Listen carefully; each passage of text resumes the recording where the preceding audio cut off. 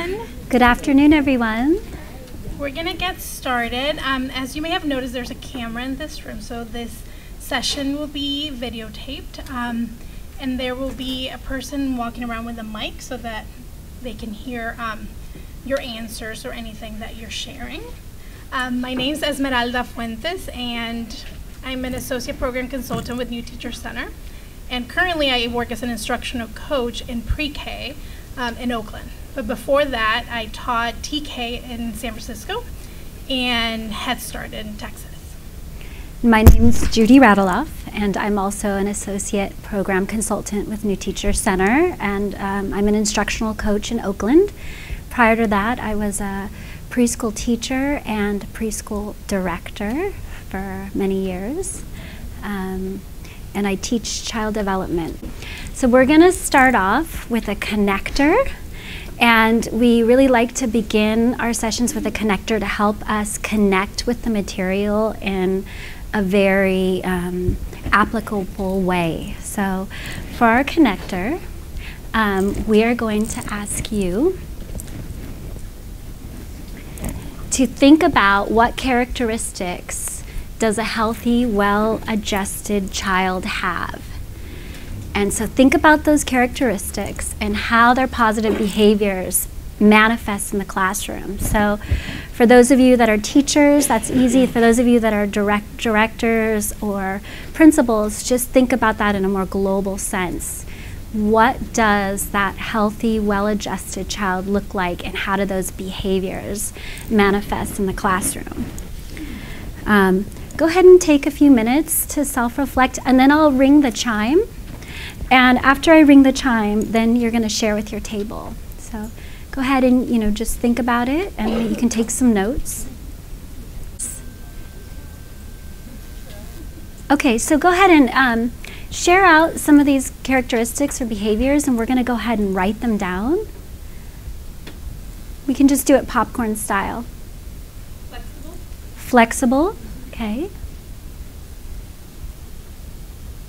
What else?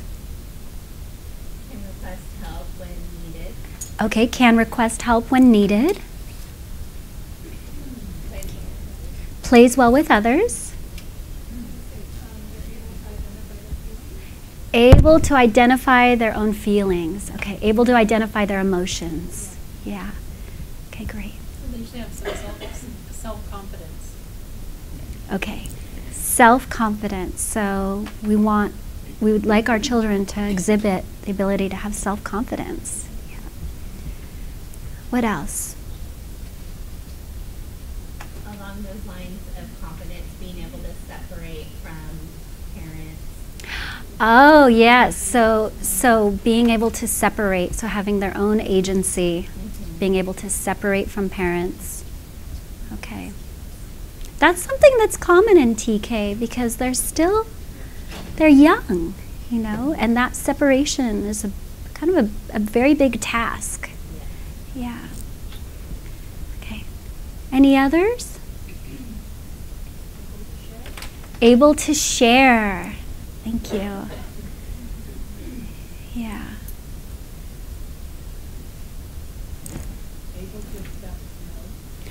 Okay, so able to accept no. Able to follow directions. And okay, and can transition. Which also brings us to, that notion of what's developmentally appropriate. So how many directions should they be able to follow? What is developmentally appropriate for a TK student? Any others? They're able to deal with difficulties. Okay, so able to deal with difficulties.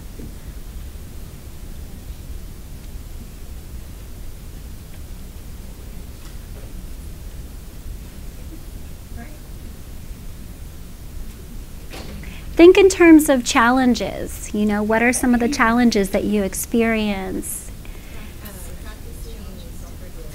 So, okay, so able to begin to practice self-regulation. Okay. Because self-regulation is something that we have to give them as educators opportunities to practice, because it's a learned skill. Yeah. Okay. Persistence. So the student shows persistence.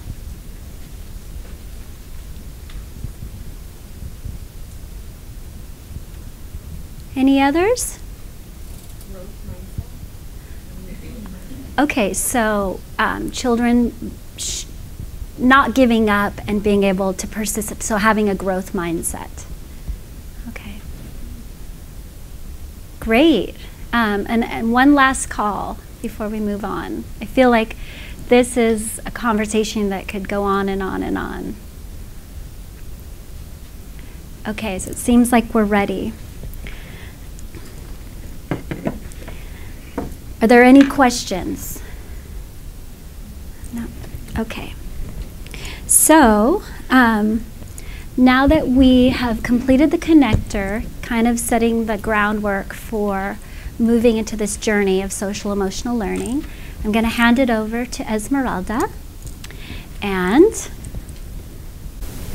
she's going to go over our outcomes for today.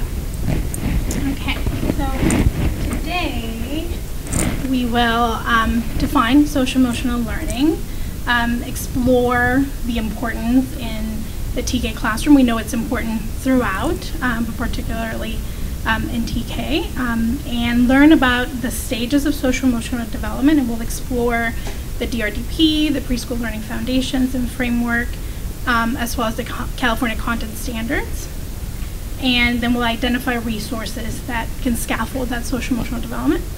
And we will accomplish all of that through this agenda right here that is also visual. So we've already done our connector, we are currently in the overview, and we will move on to the next stages. We'll also discuss hot buttons and personal triggers. Okay, and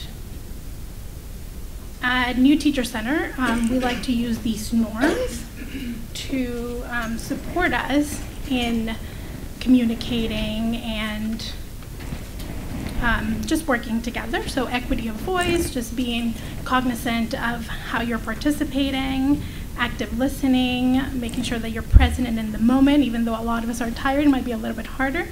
Respect for all perspectives, just keeping an open mind, safety and confidentiality. Even though we are being recorded, there's a part of our agenda where we discuss those personal triggers that we have asked to not be videotaped. And respectful use of electronics. Use it to enhance your learning, not to detract from it. And if you need to take a phone call, please step out. Okay, so now Judy will guide us in our definition of social-emotional learning. So it's really important for us to define and develop a common understanding of social-emotional learning. And a big part of this is that, again, I brought it up earlier, but that idea of what's age appropriate. Because oftentimes we expect from our children something that's they're not quite ready. Their cognition, their bodies, their brains aren't quite there yet. So that comes up often when we talk about self-regulation. So to define and develop a common understanding of social-emotional learning. In order to do this, we are going to look at the K-Cell social-emotional learning frameworks. That's the collaborative for social and emotional and academic learning. And so this framework comes out of this idea that academic learning is not separate from social and emotional learning. And we'll see how it's all interconnected, because without the social and emotional foundation, children are really not able to access the cognition for that academic learning. We've got 5 components to this framework: self-awareness, self-management, social awareness, relationship skills, and responsible decision making. So We're going to break each one of these apart. And as we do it, I really want you to be thinking about where the children are that you teach in each of these components.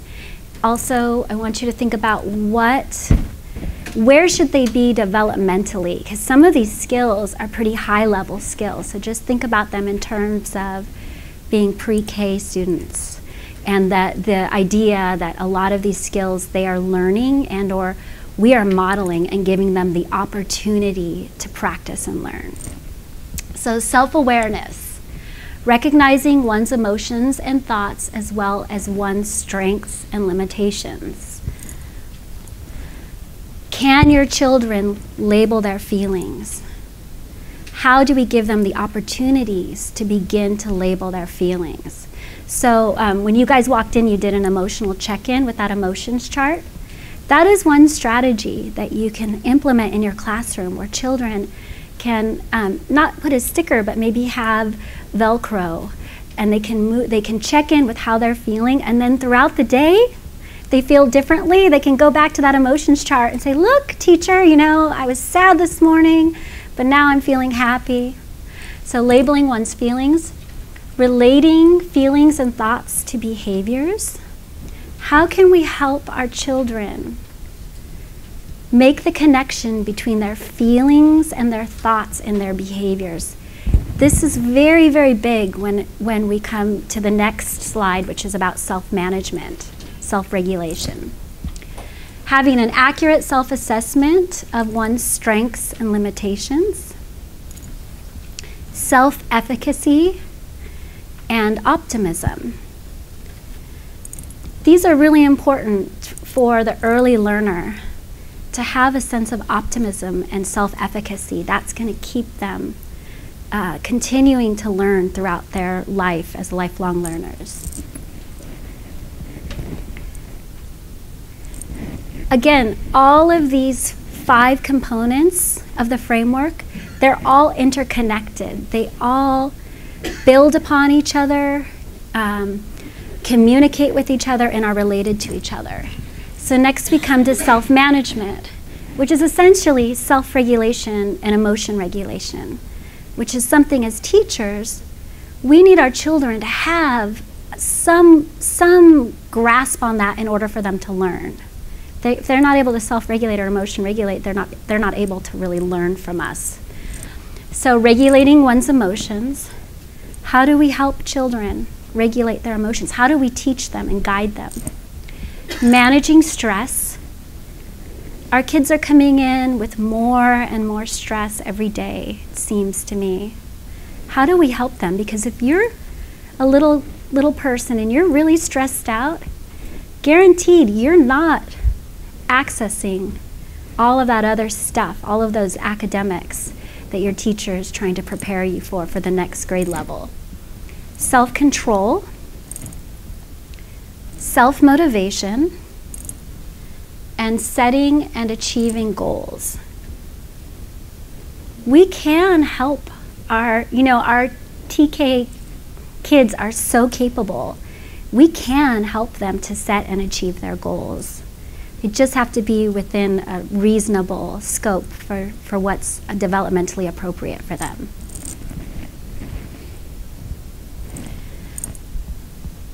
So without the self-awareness, we can't really have the social awareness. We have to start with ourselves, right? And then we can move out. And so we have social awareness, showing understanding and empathy for others.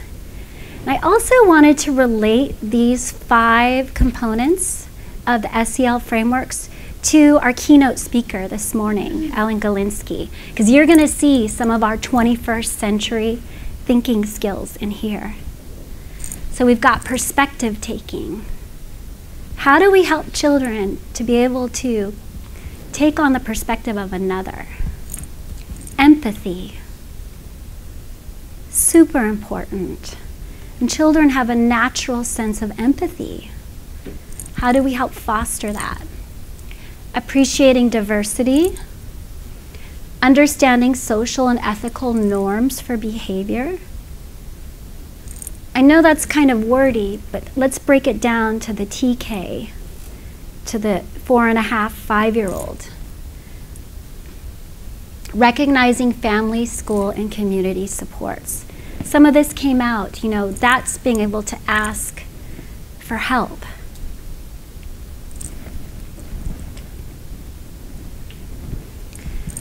Moving on to our 4th component, we've got relationship skills.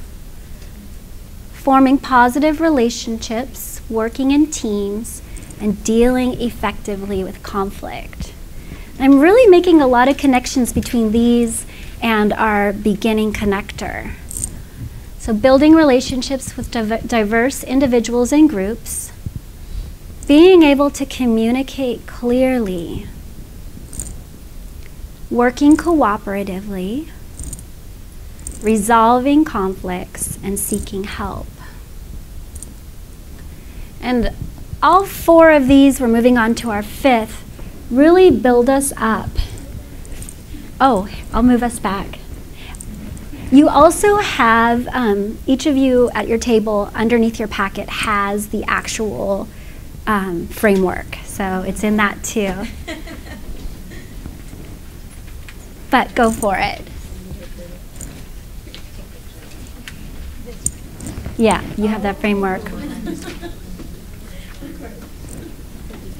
No, but it's great that you're taking notes. You know, it's wonderful. So it seems as if all of those components build us up to this very big task. I think it's a task that we learn throughout our entire lives, even as adults. Responsible decision making. Making ethical and constructive choices about personal and social behavior. Considering the well-being of self and others. That really ties into empathy, perspective taking. You see how it's all connected. Recognizing one's responsibility to behave ethically. Basing decisions on safety, social, and ethical considerations. Evaluating realistic consequences of various actions. So, tying our actions, our consequences to our actions. I think that's a really important TK task. And making constructive, safe choices about self, relationships, and school.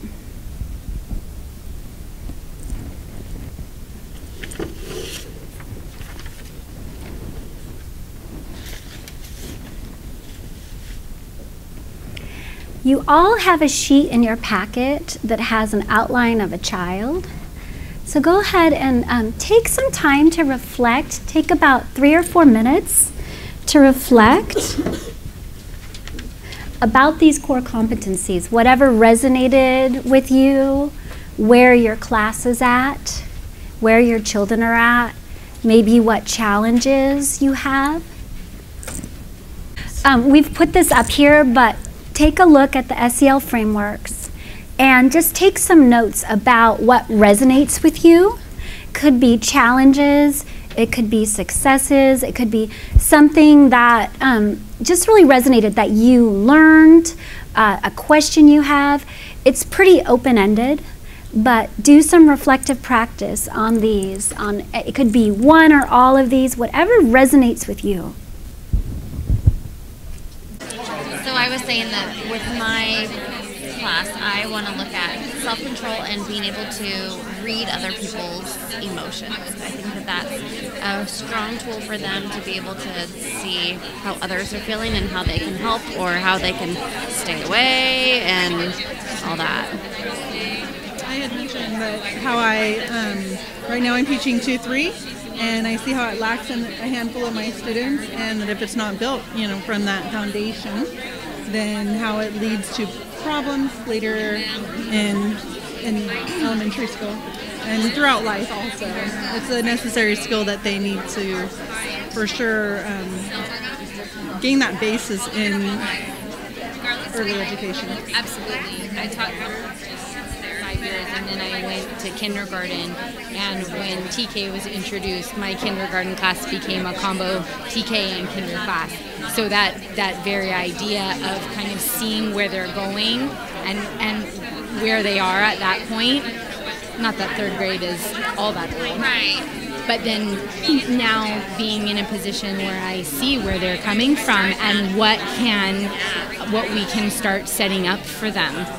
We did a lot of social-emotional development and character building pieces in third grade, and so it was so exciting to get to go to kinder and TK and start that kind of from a more beginning starting point. Right. Yeah. Thank you. So hopefully you all got a chance to kind of share some of your challenges or some of the things you observe.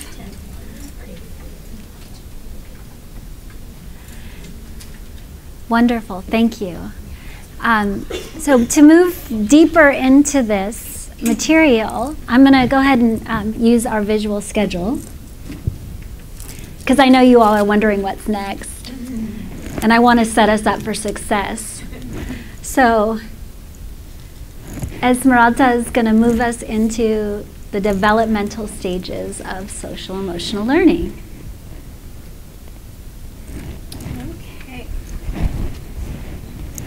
So we're starting with a quick did you know, which I'm sure all of you already know, that most states have social-emotional learning standards that are integrated across other sets of standards. So social-emotional learning might be, you might see it in the visual and performing arts section. So they're not necessarily separate.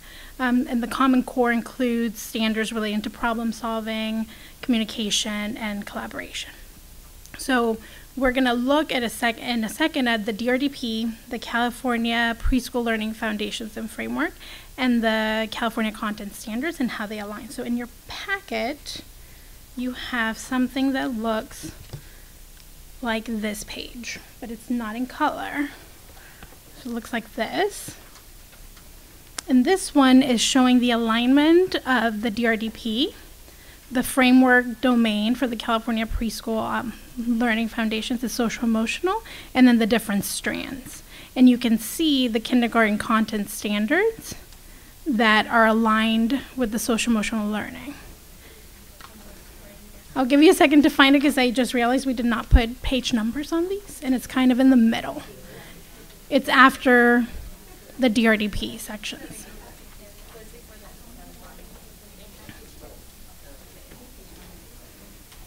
So this one's just for you to take a quick look at and just see how everything has already been aligned.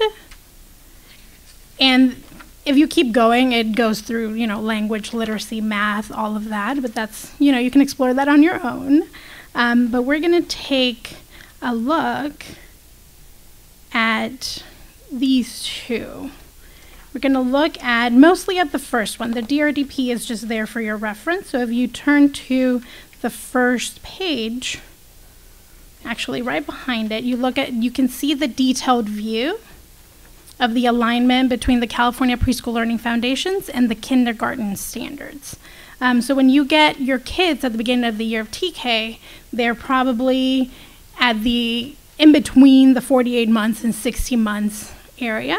And some of them that may have never been to school might still be developmentally in the 48-month section and what they're able to do.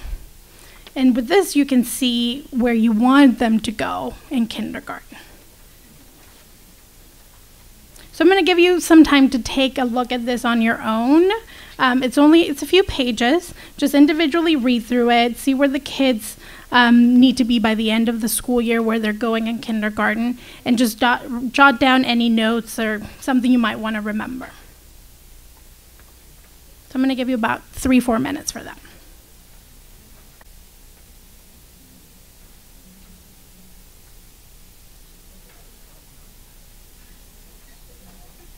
So it sounds like some of you are starting to discuss it already, and we're not going to ask you to move at this part. But with an elbow partner with your table, just take a look at the what connections you see between this alignment document and the 5 core competencies of social-emotional learning that Judy discussed earlier, and also where your students fit. When you're looking at the foundations, the California Preschool Foundations, are your students already around the 60 months mark? Are they meeting those developmental levels? And what can you do to support them from now until the end of the school year? So just discuss with your table. I have a couple that are still little outliers with impulse control. So I mean, it's just the age too, right? And more, I think, boys than the girls. Yes. And I'm heavily weighted in boys in my class too. I have more girls this year. Oh, okay. My girls are very mother hens, nurturing, and the boys are just like, okay, we're gonna get up and move. You gotta get the wiggles out and stuff. So, but they're pretty good. They're learning how to paper, scissors, Rochambeau and stuff, and figure out different ways of solving problems and stuff. So they're getting better at that. And it's cute because you know how they pick up on everything you say. So I'll have some of my girls are like, all right, stop. And then they almost verbatim say what I say, you know. So I'm like, oh, good, they're listening, you know. So how can we do this? How can we take turns? You have it for a couple minutes, then you have it. And they're telling the boys in the class to do this. I'm like, nice. Someone was listening. Yeah. So it's nice to see. Yeah. September 1st and he was September 1st. I overheard from one of the tables that, you know, it was this table, I think, that we really should be looking also at the 72 months of a child. Where should they be when they are 6, since they're getting closer to that age? And I agree with you. I think we should have brought a little bit more of that as well. But I also think TK is that bridge between, you know, preschool and kindergarten, and your students are in such a variety of developmental levels that it's really important to look even at the 48 months, because they might be 72, but they might still be in that 48-month category. So this is just some extra reading for you to take home. And now we're going to jump into why social-emotional learning is so important.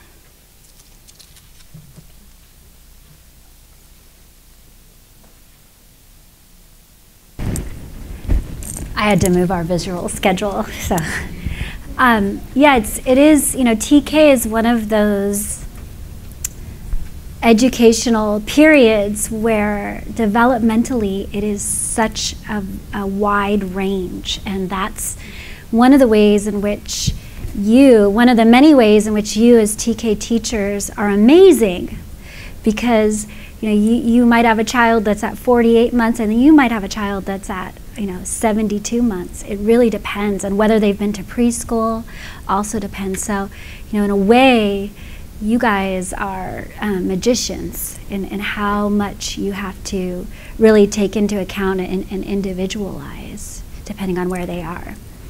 So why is social-emotional learning so important?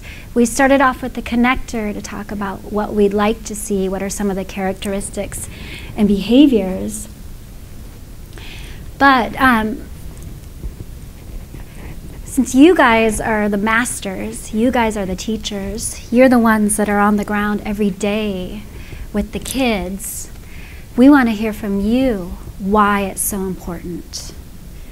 Part of this workshop was to give you guys reflective time to reflect upon social-emotional learning, but also to give voice to you. So go ahead and just popcorn style out some of the reasons why you think social-emotional learning is so important.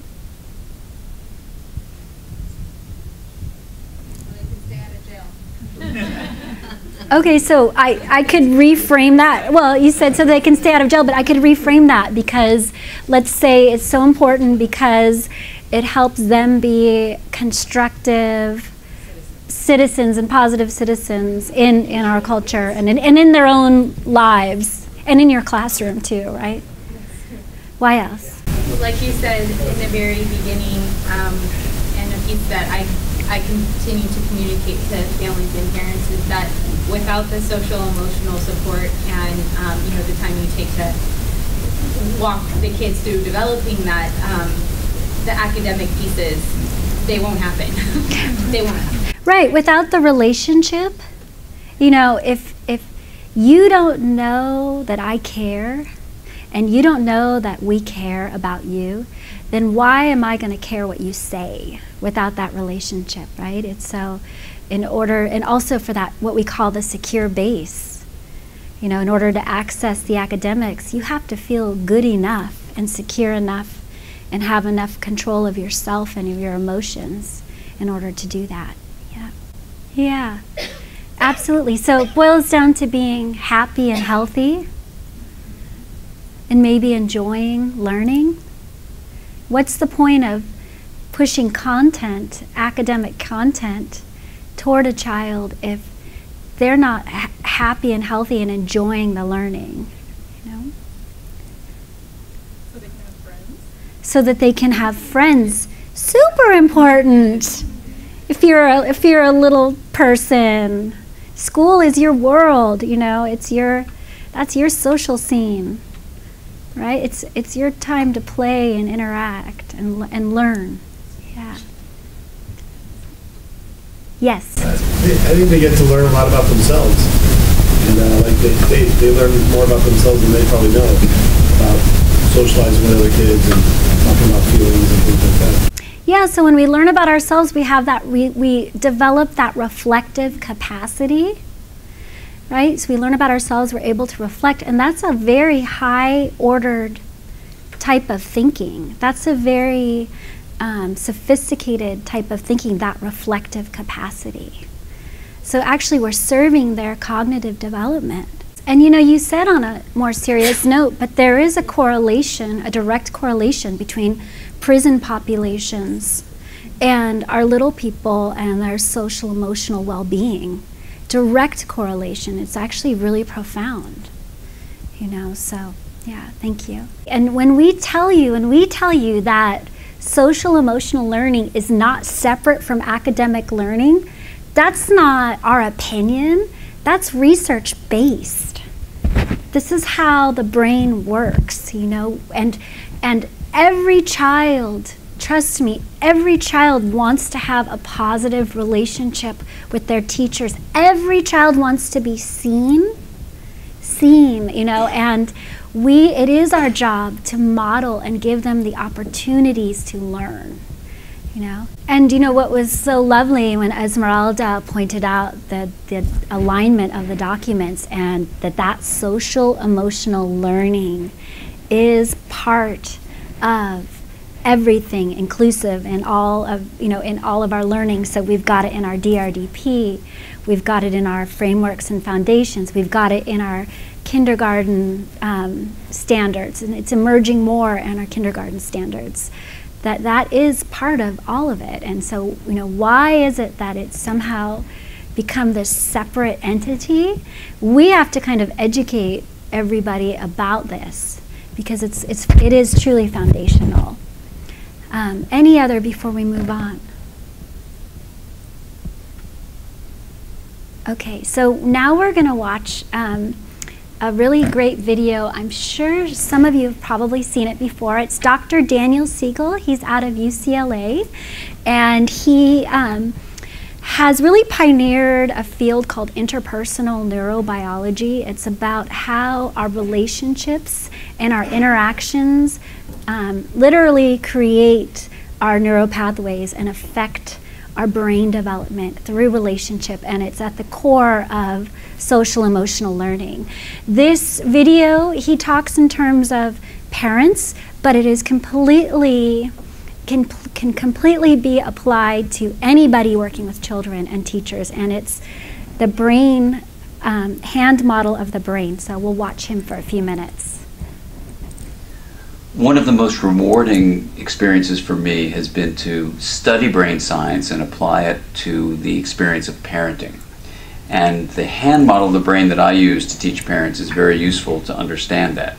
So if you take your thumb and put it in the middle of your palm, put your fingers over the top, this is a very useful model of the brain. And when we can actually see in front of us what's going on in the brain, then we can change what the brain does. So let me walk you through very basically what happens in this brain and the structures in it. And it goes like this. The spinal cord comes up representing the wrist, and then you have coming up into the skull, the brain stem and the limbic area, which work together to help regulate arousal and your emotions and the way you have a fight, flight, freeze response. These are below the cortex, the limbic and brainstem areas, and the cortex is this higher part of the brain that allows us to perceive the outside world, to think and reason. And this frontmost part of the brain, right behind your forehead, so the person's oriented like this, is actually the part that regulates the subcortical, limbic, and brainstem areas. This regulation is very important because sometimes we can have all sorts of things happen in our life. We're tired, we're exhausted, someone pushes a particular emotional button, and we can flip our lids. So rather than being tuned in and connected and balanced and flexible, we can lose all of that flexibility, even lose moral reasoning, and act in ways that are terrifying to others, including our children.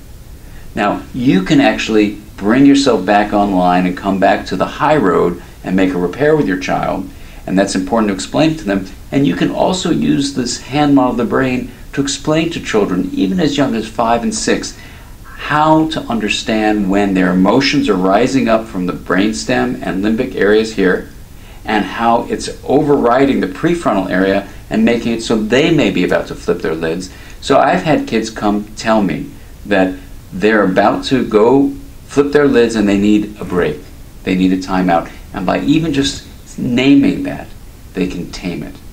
And that's the power of using the hand model for ourselves and our children to help us all make sense of what goes on in the emotional communication that we have in the course of day-to-day life.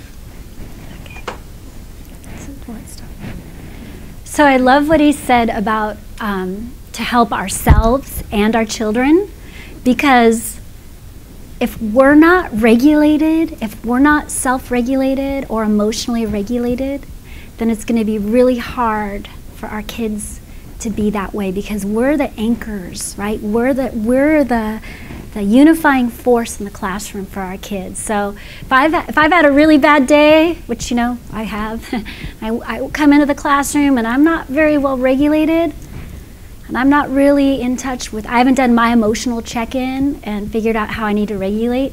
Most likely my kids, right? It's going to affect the kids in my classroom. So if everybody could just get their hand out really quick. He said 5 or 6, but I think you can teach this to 4-year-olds as well, 4.5-year-olds. So basically the emotions rise, right? They come up here, we get flooded with emotion. I'm going to put it into, and then we flip our lid, right? And this is the part of our brain where we do our responsible decision making. But if we're flooded with emotion, we're not regulated, I'm not going to make such responsible decisions, right? So how is it that can children learn, oh, my lid is kind of flipped, so I need to get it back? How do we help them bring them back and ourselves so then they can make the responsible decisions? So oftentimes as adults, our kids have flipped their lids and we're trying to talk to them. They're like, ah, they're not hearing us, right? Can they take in? Is that prefrontal cortex, executive functioning part of their brain taking it in? No, so we have to kind of help them regulate, give them opportunity and time to regulate back. Then we can have the conversation. But it's also super important and profound as the adults for us to be practicing this too. And so without further ado, Esmeralda is going to bring us into that. And I'm going to go ahead and bring us down to the hot buttons. Okay. So it's very, very connected to that. So now it's just thinking about what makes us flip our lid. And this is going to be some time for you to be able to name it. Like you said, if you can name it, you can tame it. So we want to be able to name it. So we all have those trigger thoughts or hot buttons that we have things that we have very little tolerance over. It could be whining. It could be you see something that appears to be mean and it just triggers something in you. And it sends our brain, like Judy said, from that executive function, rational thinking area to an emotional or survival state. So we have that trigger thought. There's something that triggers that thought that activates old messages in our body that send false messages, which could be where we assume intent if it's a behavior challenge, like, oh, you're deliberately defying me. Or we magnify a situation. You never listen, you never pay attention. Or we label a situation, you are trying to manipulate, or you're just being manipulative. And then after we get that false message, we get uncomfortable sensations that kind of just take over our body, and there's that automatic reaction. So we need to be able to name it and identify that and find ways to calm ourselves as well so we don't have that automatic reaction. Because if a child's having challenging behavior in that moment and we are being triggered, we're not able to support them through that either. So this is another time for you to reflect, and in your packet you have the outline, again, of a boy or cookie, and at the top it says behavior triggers, and you're going to think of a child with challenging behavior, and I know we all have one. It doesn't have to be this particular school year, it could be any other school year, and write down the behaviors on the sheet and what emotions triggered in you. We will be sharing this with some partners, but this is the part that will be confidential.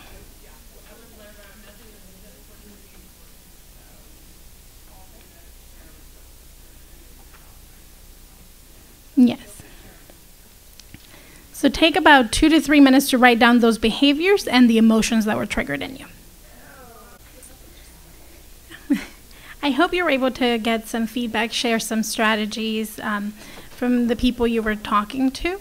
I can briefly share one of my personal triggers, which was throwing things that I was seeing as defiance, and I would be so triggered that I would end up escalating the behavior of this child that he ended up spitting on the face of an adult. And it took a lot of my own personal thinking on what I was doing that was contributing to that behavior, to eventually support him and not letting it escalate to this point. For him in particular, it was just needing a lot of positive attention. So it was a behavior chart that every time he did what he was supposed to, he got a hug from Miss Fuentes or he got a high five from me. So it was really just all of the positive affirmation he could get. But it was one of my first years teaching, and I just didn't know how to handle it. So it's really important to have people to collaborate with and share those hard feelings that we have to help support that child. The next is the visual schedule. So we have our visual schedule here. Whoops. And we have our little icons. It's not big enough, but ideally you could have a visual schedule in your room somewhere that's really accessible, oftentimes by the group area or over by the door. It just depends, but somewhere that's very accessible. And it really helps children with that sense of clear expectations of what's coming next, what's expected next. It helps them chart their day. Any children that are anxious about transitions are kind of a big hot spot during the day for most children. This really helps children with that transition. Some children might need a little front loading where you would say, okay, well soon we're going to be moving over to this. And then they know what to expect. But to do it with the children every day, it's extremely helpful and grounding. So there's one example over here.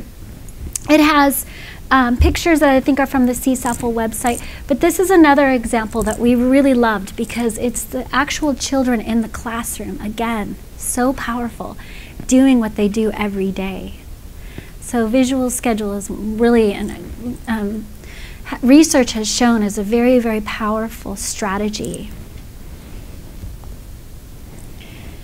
And next we've got the solution kits, which you all have a stack of papers that's upside down on your table. Those are solution cards. You can take them and you can cut them, and there's a few that are already cut on your tables. But if you don't get one that's already cut, take the sheets and you can cut them.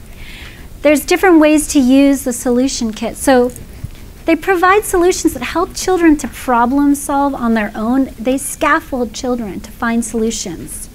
Play together. Share. Get a teacher. Some teachers put solution kits on a keychain. Some teachers put them on a string, on a lanyard. Some of them, we included, put them in a basket or a box somewhere in the classroom, so when conflict occurs, the children or the teacher can say, depending on where they are, go get the solution kit. Once kids really know how to use them, you'll find that they just go and get that solution kit, and they're like at it. You know, they know like, oh, we got to get our solution kit. It scaffolds children in solving problems. It gives us alternatives, gives the children alternatives. And again, with that visual.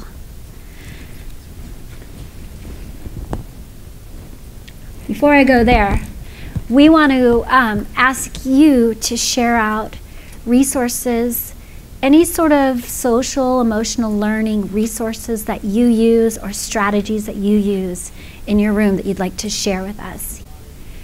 So cde.ca.gov, and you search TK or kindergarten. There'll be a lot of resources. Thank you so much.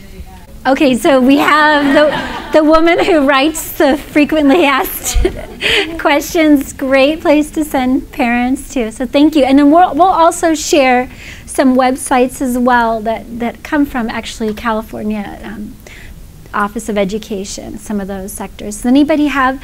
So yes. We use the zones of regulation in our school, and it's nice because it has colors that match their feelings too, along with the pictures that go with it. Okay. And the kids check it and they're like, I'm in the blue zone, I'm in the red zone, or whatever zone they happen to fall in. Okay, so using zones of regulation that are color-coded. And so when they're in the red zone, what does that mean? It's angry, frustrated, aggressive. Okay.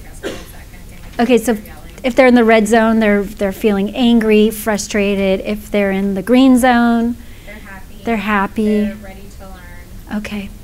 The yellow zone is tired. Yellow zone is tired. So then what do you do when a child's in the red? So the big question is like, how do we help bring them? In the red zone and what we can do to get them back to the green zone.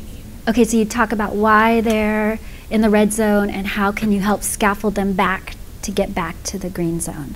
Okay, and it's a whole program. Okay, great. So if somebody wanted to, we could Google zones of regulation, social emotional learning. Okay, thank you so much. Yes. Yeah. Similarly, and slightly different. So the same idea of having the emotions and the color coding. We call ours in my classroom the feelometer, and it's like a giant thermometer. And so the red is at the top, and same where you say you're volcano red angry and it feels like you're going to blow your top. Okay. So another visual and color coding with different faces and feelings so they can help gauge and name what it is they're feeling. Okay, so the feelometer with the color, it's color coded, the volcano red at the top. And then what strategies do you use though to help them from exploding? So we have different things. So we don't call it a solution kit, but I actually have a little red box that I found, and it's labeled the toolbox. Okay, so you have a toolbox. We have a toolbox that has all different kinds of things in there, and we have we call them ocean bottles. So it's just like the baby oil and water with the beads inside, so they can sit down with one of those. And I also have a giant, I think it was a barbecue box, and I've decorated that, and that's our quiet room. Okay. So they can go and kind of cool off. Okay, so you have sort of like a kit with some activities that help to calm them, to help them regulate where they get some quiet time. And then also you have a box. You know, kids, I always say, why buy children toys? Just give them a big box, you know? You have a box that they can go in and just have some time to just be alone and regulate back to their, I call it finding the quiet place inside, you know, so they can come back and find the quiet place inside. Okay, great. Any others? Yeah. Something that we've been kind of researching our school is just mindfulness techniques. Mindfulness techniques, yes. So with the children. With the children. Can you give us an example? They just, they're different, like being able to sit and stop and think about their emotions and kind of naming that emotion themselves and thinking like, how can I change this and get rid of the bad emotions and bring in some positive. Okay, so again, that mindfulness and engaging children in that reflective practice about how they are, tuning into how they're feeling and how they are. Breathing. Sorry, I'm thinking of one. I do breathing with them, and they love it. You know, so Go Noodle and Cosmic Yoga, do the mindfulness and yoga. So Go Noodle and Cosmic Yoga, not Yoda. Okay, great, thank you. Okay, thank you. And you had one? We have the second step program, and it's just nice because it guides you week by week to focus on different skills so that I don't have to remember or kind of research or create it on my own. So the second step curriculum, which will be on our next page as one of our resources, but that's a social-emotional curriculum. Yes? I've been using from the website for social stories. Oh, the social stories. Right, so I'll go ahead. Are there any more before I move us over to some websites? Toolbox is another program that we're adopting and using next year. Toolbox. So there are really some very powerful social emotional curriculums. We've got Toolbox, we've got Second Step, we've got the mindfulness curriculums, and then when we look at CSEPL, it's not considered a curriculum, but it's considered strategy, so we'll move over to that. Okay, so we're going to bring you over next into just another slide that just gives us some resources. And we have New Teacher Center also as a resource. We have a whole social emotional, we have modules on social emotional learning.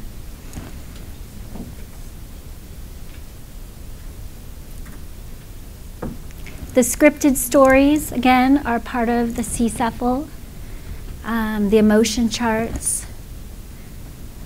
Kimochis, is anybody using the Kimochis? You've seen it, okay.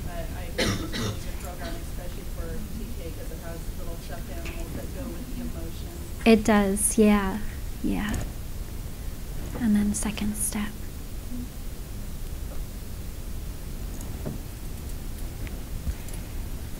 Okay, so Esmeralda is going to bring us into our closing. Okay, so to close today, we're going to think of something that you learned, something that made you think, something that you might want to apply in your classroom, which could be the solution kit you have now. And we're going to do it in a fun way. So I'm going to ask everybody to stand up. And once you have something, stand up. When you get the ball, you will share something that made you think, something you learned. And then if somebody shares what you were going to say, you just feel free to sit down. And then we'll keep throwing the ball around. Make sure you make eye contact with someone. Okay? I'm going to start right here. You ready? I'm not very good. Something that made me think was definitely all the resources that are available because there is such a plethora. Yeah. Yes. The resources that were available. I was reminded that I need to practice myself so that I don't get triggered what I teach. So. Yes, that's self-reflection. Self-reflection. I want to use developmental continuums like the ERDP more often to kind of see what next steps are for kids in terms of different social emotional skills.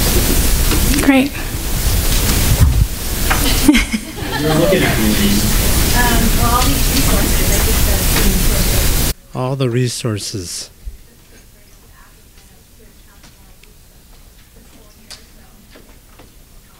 Yeah, you can start thinking about the next school year too with the resources. Oh, think we're done. I'll come get it.